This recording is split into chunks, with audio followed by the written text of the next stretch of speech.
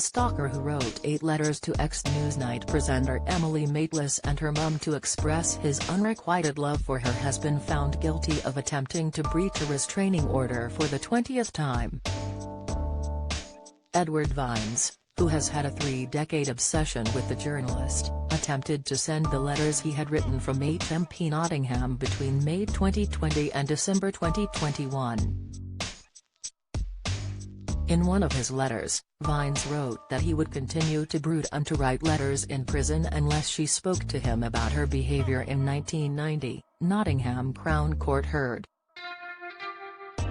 It took under 2 hours for jurors to accept the prosecution's case after they were told he systematically and with increasing frequency breached 2 separate restraining orders imposed on him in 2002 and 2009, with 12 previous breaches to his name and 7 separate prosecutions.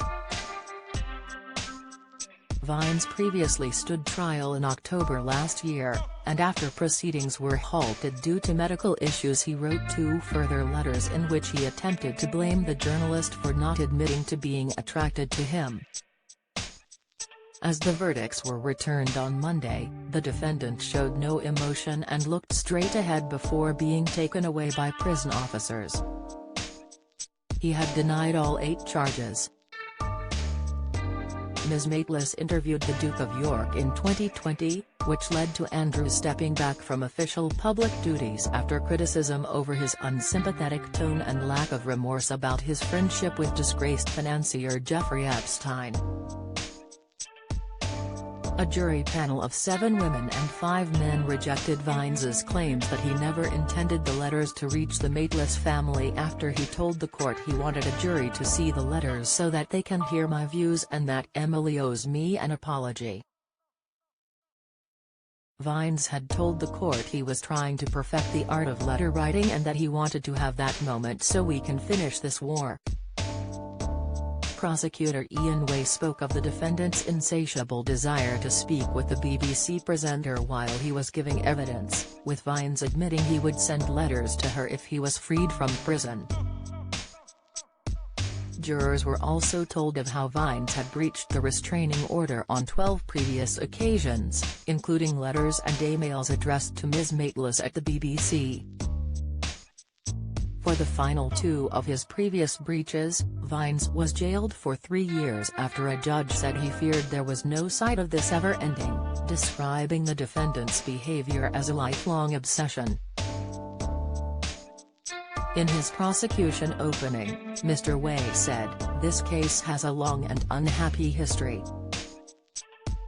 For a period in excess of 3 decades, the defendant has demonstrated a persistent and obsessive fixation with the BBC journalist and broadcaster Emily Maitlis, whom he met at university in the 1990s.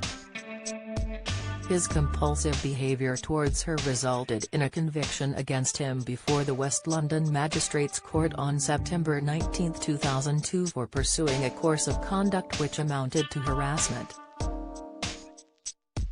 Mr. Way continued, his persistent behavior towards her resulted in a conviction against him.